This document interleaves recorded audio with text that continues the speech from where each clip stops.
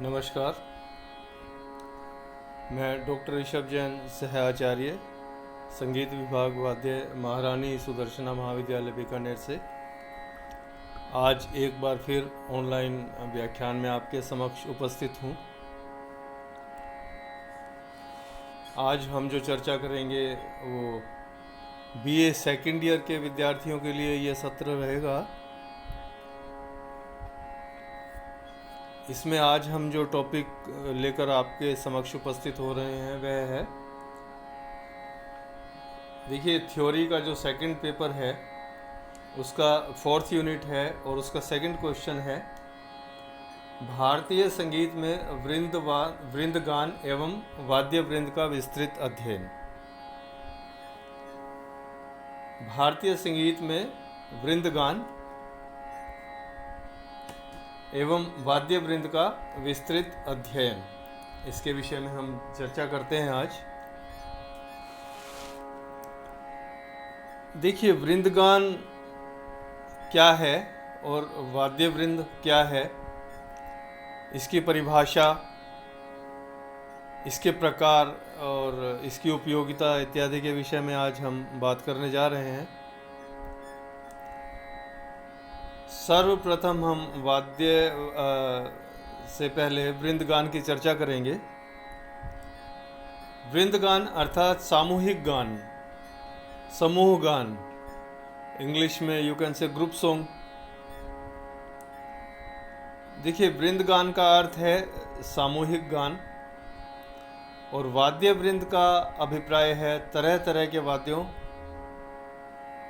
यानी इंस्ट्रूमेंट्स का समावेश होना उसमें और उनका एक साथ वादन। वृंदगान या सामूहिक गान के अंतर्गत कई गायकों द्वारा जो गायन किया जाता है वही वृंदगान कहलाता है। देखिए, इंग्लिश में वृंदगान को कोरस या क्वायर कहा जाता है, मतलब एक band of singers is called choir, अर्थात गायकों का एक समूह क्वायर कहलाता है। समूह गान या वृंदगान की परंपरा लगभग सभी देशों में है, क्योंकि प्रारंभ में सभी स्थानों पर सामूहिक रूप से भजन कीर्तन इत्यादि करने का रिवाज रहा है।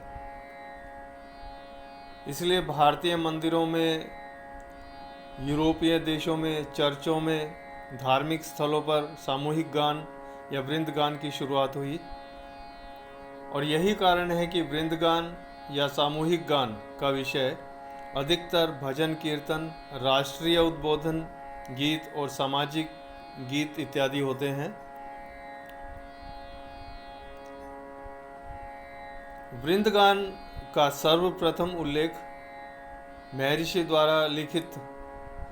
भरत द्वारा लिखित नाट्य शास्त्र में प्राप्त होता है, जिसमें उन्होंने समूह गायकों की तीन श्रेणियों का उल्लेख किया है। ये देखिए, 3 श्रेणियां कौन कौन सी हैं। नंबर 1 उत्तम वृंद, नंबर 2 पर आता है मध्यम वृंद और नंबर 3 पर आता है कनिष्ठ वृंद। तो इसकी हम चर्चा करते हैं। देखिए,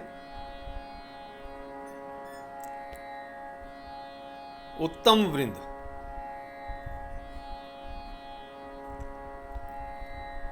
उत्तम वृंद के विषय में बताता हूं आपको।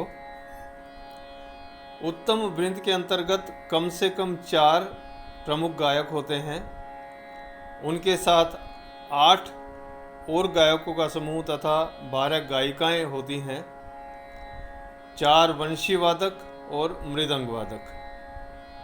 इन सभी के द्वारा सम्मिलित गान उच्च कोटि का वृंदगान माना गया है, ऐसा भरत के नाट्य शास्त्र में लिखा गया है उत्तम वृंद के विषय में। सेकंड नंबर पर आता है मध्यम वृंद। देखिए, इसकी परिभाषा किस प्रकार दी गई है। मध्यम वृंद गान के अंतर्गत 2 मुख्य गायक, 4 सह गायिकाएं तथा 2 वंशी वादक और 2 मृदंग वादक रहते हैं। इसको मध्यम वृंद की संज्ञा दी गई है।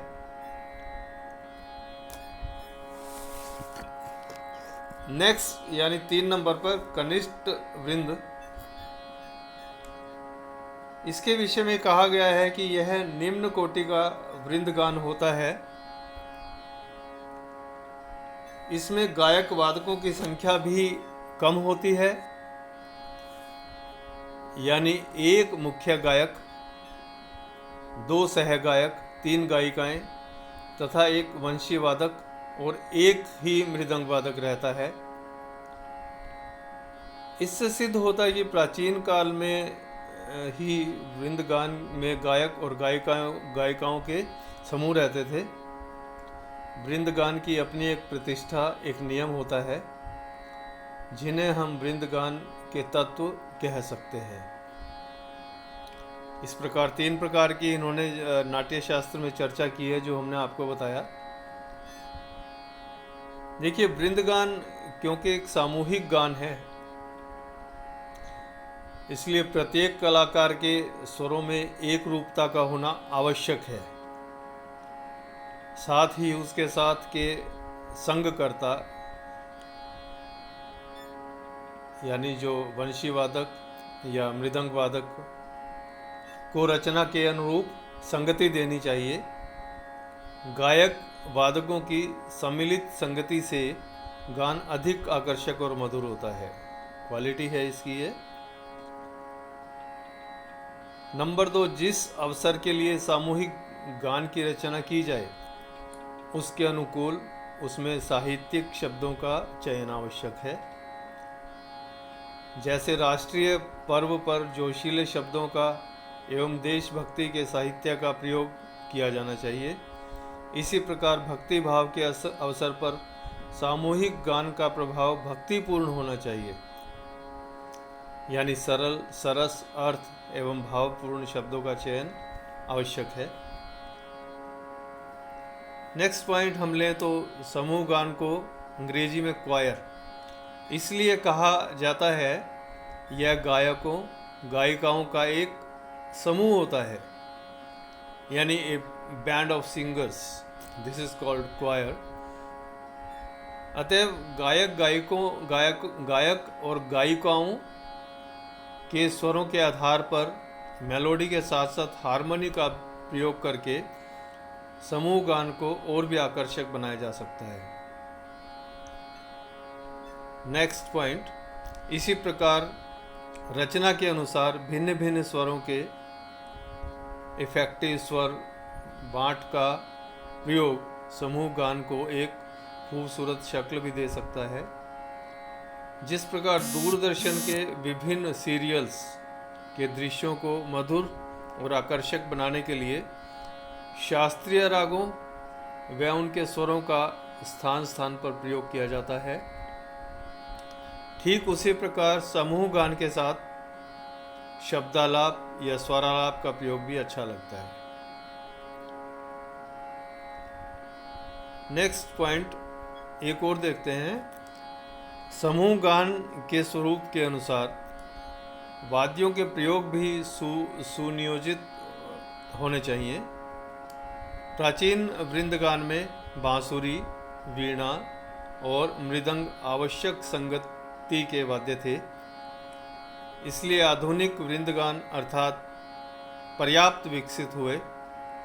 उनके साथ तबला, ढोलक, नाल, मृदंग, झांझ, गिटार, सरोद, संतूर, शहनाई, बांसुरी इत्यादि का प्रयोग किया जाता है। इसलिए गायन भी लुभावने और आकर्षक होते हैं। अर्थात वृंद गान और वाद्य वृंद गायक गायकों एवं विभिन्न प्रकार के वाद्यों का सम्मिलित प्रयोग संगीत की एक अनूठी विद्या है, जिसकी परंपरा प्राचीन काल से चली आ रही है। ये हमने कुछ वृंदगान के विषय में बात की। अब देखिए, वृंदगान के पश्चात हम वाद्य वृंद वादन की बात करते हैं। वाद्य वृंद वादन और ऑर्केस्ट्रा, इंग्लिश में ऑर्केस्ट्रा बोलते हैं, इसके विषय में आपसे मैं चर्चा करता हूँ। देखिए, वाद्य वृंद या वृंद वादन का अभिप्राय है विभिन्न प्रकार के वाद्यों का सामूहिक रूप से वादन करना। वृंद वादन का प्रयोग प्राचीन काल से हमारे संगीत में होता आ रहा है, जिसके लिखित प्रमाण भी मौजूद हैं। वाद्य वृंद या वृंद वादन का अंग्रेजी संस्करण है ऑर्केस्ट्रा। ऑर्केस्ट्रा शब्द विदेशी मूल का शब्द है, जिसका अर्थ है भिन्न भिन्न प्रकार के तंत्र, सुशिर और अवनद वाद्यों का सामूहिक वादन करना।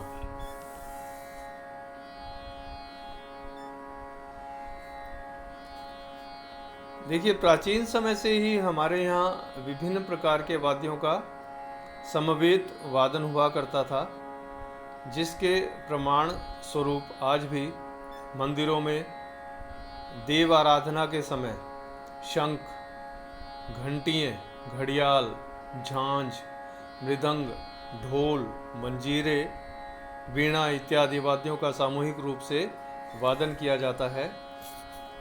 इसे मंदिरों का परंपरागत संगीत कहा जा सकता है, जिसके अंतर्गत भगवान कृष्ण का सोना, उठना, भोग लगाना, शयन करना इत्यादि समस्त दैनिक क्रियाएं विभिन्न वाद्यों के वादन और गायन के साथ साथ संपन्न की जाती हैं। प्राचीन संगीत साधकों को प्रत्येक वाद्य की अलग अलग ध्वनियों के प्रभाव की जानकारी थी। इसी कारण भारतीय मंदिरों के भिन्न भिन्न वाद्यों के सामूहिक वादन की परंपरा रही है। वाद्यों के सामूहिक वादन का नाम ही वृंद वादन या वाद्य वृंद रखा गया। विदेशी मूल के ऑर्केस्ट्रा की आधार भूमि भारतीय वृंद वादन या वाद्य वृंद है।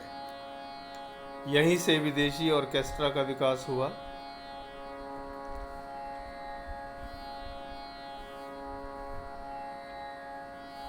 क्योंकि पाश्चात्य संगीत का विकास हारमोनी की ओर हुआ, इसलिए वहाँ वाद्यों की प्रधानता है।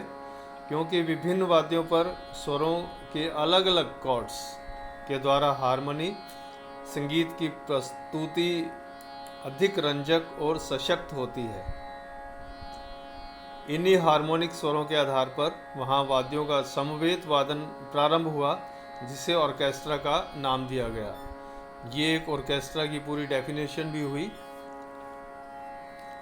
पाश्चात्य देशों में किस प्रकार से ऑर्केस्ट्रा का प्रयोग किया जाता है, ये मैंने आपको बताया।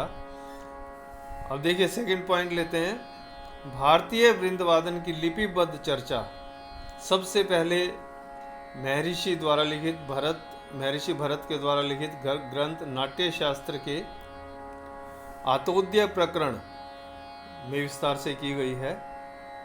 पाश्चात्य संगीत में जिसे ऑर्केस्ट्रा और भारतीय संगीत में जिसे वाद्य वृंद कहा जाता है, उसे नाट्य शास्त्र में कुतुब कहा जाता है। देखिए, ये पॉइंट नोट कीजिएगा, ये आपके एग्जाम में 1 नंबर का क्वेश्चन आ सकता है कि वाद्य वृंद या वृंद गान का नाट्य शास्त्र में क्या नाम है। This is the very important question. नाट्य शास्त्र में क्या कहा जाता है? कुतुब कहा जाता है, जिसमें तत्कुतुब, अनुबद्ध कुतुब और नाट्य कुतुब कहा गया है। देखिए, तत्कुतुब से अभिप्राय है सभी प्रकार के तंत्र वाद्य का एक साथ वादन। इसके अंतर्गत तत्कालीन सभी प्रकार की आलापिनी, विपंची, चित्रा, घोषवती इत्यादि वीणाएं आती हैं। सभी का समवेत वादन तत्कुतुब कहलाता है।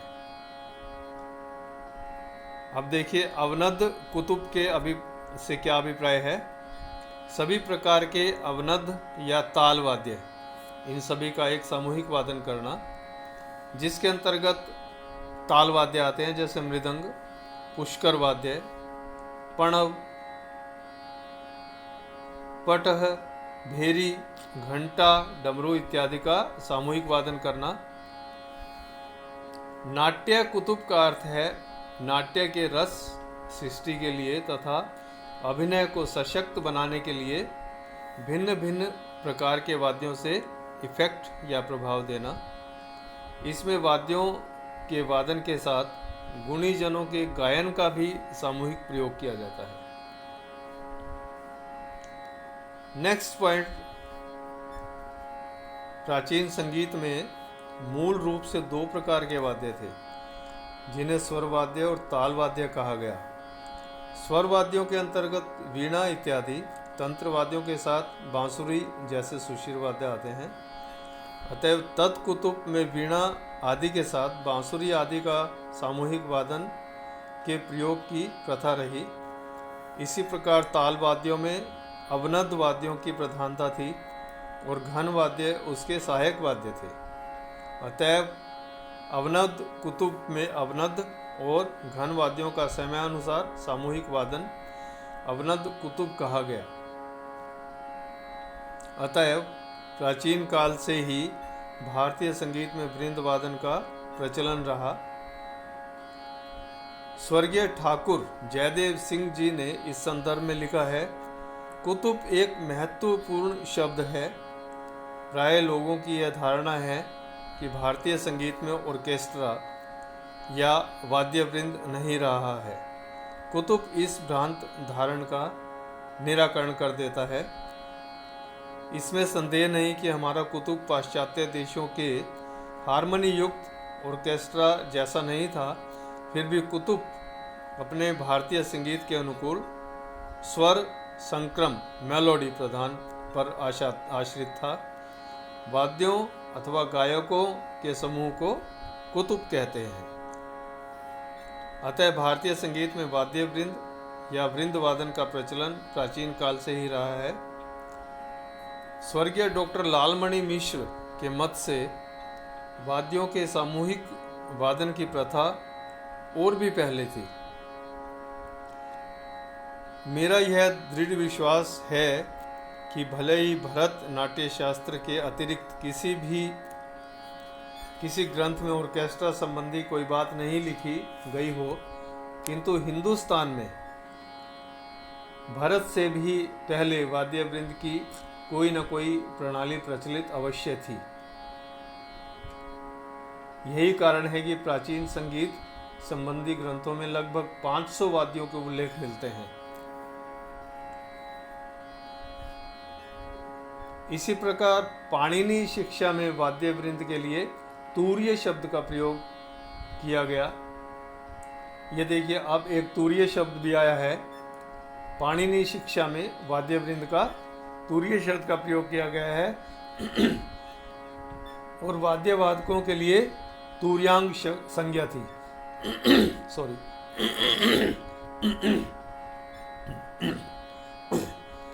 वाद्य वृंद पर शास्त्रीय, अर्धशास्त्रीय वाद्यों पर रचनाएं प्रस्तुत की जाती थी। मंदिरों में उपजा वाद्य वृंद जब राजश्रयी हुआ तो इसका प्रयोग अवसर के अनुकूल होता रहा। देखिए, इसी प्रकार मुगल काल में भी वाद्य वृंद की प्रथा थी। उस समय वाद्य वृंद को अरबी भाषा में नौबत नाम दिया गया। वाद्य वृंद को नौबत इसलिए कहा गया क्योंकि इसमें 9 प्रकार के वाद्यों का सम्मिश्रण था, जैसे दमामा, नक्कारा, ढोल, करना, सुरना, नफीरी, सींग, सांझ और झांझ। आईने अकबरी में तो मुगल कालीन ग्रंथों में इन वाद्यों का विस्तार से वर्णन किया गया है। विदेशों में ऑर्केस्ट्रा शब्द का प्रयोग 17वीं शताब्दी से शुरू हुआ, जिसका विकास होने पर उसके वृहद स्वरूप को सिम्फनी का नाम दिया गया। विद्वानों के मत के पश्चात ऑर्केस्ट्रा का विकास भी ग्रीक नाटकों के जन्म के साथ ही हुआ, जिसका मुख्य आधार उस समय ईश्वर की उपासना करना था। इसे डायनोसिस का थिएटर कहा जाता था, जो ईसा से 500 वर्ष पहले शुरू हुआ था। इसके सामने एक छोटा चक्राकार थिएटर निर्मित किया गया, जिसे ऑर्केस्ट्रा नाम दिया गया। बाद में गायक और वादकों के बैठने वाले प्रत्येक स्थान को ऑर्केस्ट्रा कहा जाने लगा। तो इस प्रकार से कुछ डेफिनेशंस हैं ऑर्केस्ट्रा की, वृंद वादन की। तो ये आप पढ़ें, इसको अच्छे से स्टडी करें, इसको याद करें, बार बार पढ़ेंगे तो आपको समझ में आएगा। थोड़ा सा और बताता हूँ। वर्तमान समय में लोग भारतीय वृंद वादन की अपेक्षा विदेशी मूल के ऑर्केस्ट्रा से अधिक परिचित हैं। इसका मुख्य कारण है कि मुगल काल के अंतिम वर्षों और अंग्रेजी सत्ता तक वाद्य वृंद वादन का विकास रुक गया था। इसलिए तत्कालीन संस्कृत भाषा में लिपिबद्ध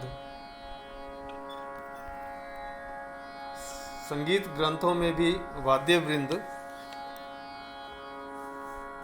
के संबंध में चर्चा की गई, लेकिन स्वतंत्रता प्राप्ति के पश्चात हमारे गायक वादकों का संपर्क विदेशी गायक वादकों से हुआ, तो वृंद वादन की ओर लोगों की रुचि भी बढ़ी और उपयोगिता भी समझ में आने लगी। आज वाद्य वृंद केवल बादशाहों या सम्राटों की सवारी आदि से संबंधित नहीं रहा है, बल्कि वाद्य वृंद का प्रचलन आम जनता के बीच हो चुका है। कोई भी नाटक, कोई भी स्वांग, रास मंडली, नौटंकी बिना वाद्य वृंद के अधूरी और शुष्क मानी जाती है। विभिन्न वाद्यों के वादन से भी प्रभावपूर्ण और रंजक हो जाते हैं। इसलिए वर्तमान समय में पुनः लोगों का ध्यान वाद्य वृंद की ओर आगे जाने लगा है। भारतीय वृंद वादन का प्रचलन यद्यपि प्राचीन काल से ही रहा है, फिर भी आम जनता में वाद्य वृंद की अपेक्षा विदेशी मूल के ऑर्केस्ट्रा का आकर्षण अधिक है आज भी। उसका कारण यह है कि उन्होंने ऑर्केस्ट्रा पर पर्याप्त परिश्रम किया है। यही नहीं, संगीत का रुझान आरंभ से ही वाद्यों की ओर रहा, क्योंकि पाश्चात्य हारमोनी संगीत की बनावट में वाद्यों का प्रयोग आवश्यक है। इसलिए वहाँ समान प्रकृति वाले वाद्यों का समुचित विकास करने की प्रवृत्ति रही है। भिन्न भिन्न टोनल क्वालिटी के वाद्य और उनके वाद्यों को विशेष रूप से ऑर्केस्ट्राइजर की ट्रेनिंग दी जाती है, अर्थात ऑर्केस्ट्रा और ऑर्केस्ट्राइजेशन की विधिवत शिक्षा दी जाती है, जिसे नए नए प्रकार के ऑर्केस्ट्रा तैयार किए जाते हैं। किसी रचना को वाद्यों पर उतारने के लिए पाश्चात्य नोटेशन की शिक्षा तथा भिन्न भिन्न वाद्यों की क्वालिटी, उनके उपयोग आदि की जानकारी दी जाती है। भारतीय वृंद वादन का भी प्रचलन बढ़ता जा रहा है। इसमें उत्तरी दक्षिणी भारत के सभी वाद्य तथा विदेशी वाद्यों का भी प्रयोग किया जाने लगा। जैसे सुशिर वाद्यों के अंतर्गत बांसुरी, शहनाई, क्लोरोनेट, नाल, हारमोनियम, पियानो, इलेक्ट्रिक सिंथेसाइजर इत्यादि। तंत्र वाद्यों के अंतर्गत sarangi, violin, sitar, sarod, electric guitar, veena, mandolin इत्यादि। अवनद्ध वाद्यों के अंतर्गत ढोल, ढोलक, पखावज, तबला, घंटम, गोटू वाद्य, शंख, मृदंग इत्यादि। और घन वाद्यों के अंतर्गत मंजीरा इत्यादि। यद्यपि वाद्य वृंद का प्रचलन उत्तर और दक्षिण दोनों संगीत में बढ़ रहा है, और पाश्चात्य ऑर्केस्ट्रा की तुलना में अभी भी भारतीय वाद्य वृंद का उतना विकास नहीं हुआ है। इसके लिए कुछ ठोस कदम उठाने की आवश्यकता है। देखिए, भारतीय वाद्य वृंद के विकास के लिए मैं समझता हूँ आज जो वाद्य वृंद का प्रयोग किया जा रहा है वो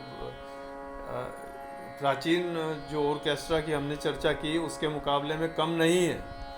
लेकिन शास्त्रों के अनुसार थोड़ा सा जैसा पहले बताया गया उसके अकॉर्डिंग थोड़ा सा कम है इसका प्रचलन। भारतीय वाद्य वृंद के विकास के लिए कुछ ठोस कदम हमें उठाने चाहिए। देखिए, जैसे कुछ पॉइंट्स की मैं चर्चा करूं। नंबर 1 पर जैसे वाद्य वृंद की शिक्षा अलग से दी जानी चाहिए, जिससे वाद्यों की टोनल क्वालिटी के आधार पर वाद्यों की जानकारी, उनके प्रयोग और बजाने के लिए अलग अलग शिक्षक तैयार किए जाने चाहिए। पंडित रविशंकर के अनुसार भारतीय संगीत में ऑर्केस्ट्रा विकसित करने के लिए कम से कम 75 से लेकर 150 संगीतज्ञों का होना आवश्यक है, ऐसा पंडित रविशंकर का मत है। तो अगर इसको फॉलो किया जाए इस मत को, तो एक बहुत ही रिच ऑर्केस्ट्रा अपना भारतीय वाद्य वृंद तैयार किया जा सकता है, जिसमें भिन्न भिन्न प्रकार के वाद्यों का प्रयोग करके उसको एक रिच ऑर्केस्ट्रा बनाया जा सकता है। सेकेंडली, जैसे भारतीय संगीत की प्रवृत्ति एकल है, लेकिन ऑर्केस्ट्रा विकसित करने के लिए विभिन्न वाद्यों के द्वारा हार्मोनिक म्यूजिक संगीत का अभ्यास करवाना चाहिए, जिससे वाद्य वृंद में नित्य नए कार्यक्रम शामिल किए जा सकते हैं।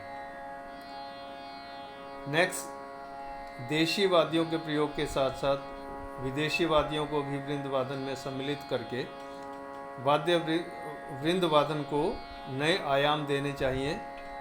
इसके लिए विदेशी कलाकारों का संग साथ भी आवश्यक है। नेक्स्ट पॉइंट लें, आज संगीत की आश्रयदाता आम जनता है, अतएव उनके मनोरंजन और उनके आकर्षण के लिए वृंद वादन में रस और भावों को पूरा स्थान देना चाहिए। यही नहीं, सरकार तंत्र को भी भारतीय वृंद पर ध्यान देना चाहिए। आवश्यकता पड़ने पर आर्थिक मदद भी देनी चाहिए। इस प्रकार सरकार को भी सोचना चाहिए कि किस प्रकार के वाद्य वृंद अपने देश में करवाए जा सकते हैं, उसके लिए उनको मदद देनी चाहिए। इसके अतिरिक्त प्रथमतः शास्त्रीय संगीत की जो भी सम्मेलन होते हैं, जो भी प्रोग्राम्स होते हैं, उनमें भारतीय वृंद वादन को भी स्थान मिलना चाहिए। बीच बीच में वृंद वादन का प्रयोग शास्त्रीय संगीत में नई विधा के रूप में सामने आएगा। सेकेंडली, संगीत के इन सभी सम्मेलनों में जनता की भी रुचि जागृत होगी। इस प्रकार प्रयास किए जाने पर भारतीय वाद्य वृंद भी पूर्ण रूप से विकास पाएगा, पूर्ण रूप से उसका विकास होगा। तो इस प्रकार हमने थोड़ी सी चर्चा भारतीय वाद्य वृंद की। तो भारतीय संगीत में वृंदगान और वृंद वादन, हमने आज 2 टॉपिक्स पे चर्चा की। इसको आप पूरी तरह से पढ़िएगा। इसमें वही मैं एक बार फिर से रिपीट कर रहा हूँ, एक नंबर का क्वेश्चन भी आ सकता है, 2 नंबर का क्वेश्चन भी आ सकता है, और पूरा आपका 10 नंबर का पूरा क्वेश्चन भी आ सकता है कि वृंदगान और वाद्य वृंद के विषय में आप विस्तृत रूप से वर्णन कीजिए, या उसकी कोई चीज़ पूछ सकते हैं। जैसे कुतुब की परिभाषा लिखिए, जैसे मैंने बताया, तूरिया की परिभाषा लिखिए। इस प्रकार से 1-1, 2-2 नंबर के क्वेश्चंस भी आ सकते हैं। तो आप इसको पढ़िएगा, देखिएगा। नेक्स्ट सेशन में आपसे फिर चर्चा होगी। तब तक के लिए थैंक्स।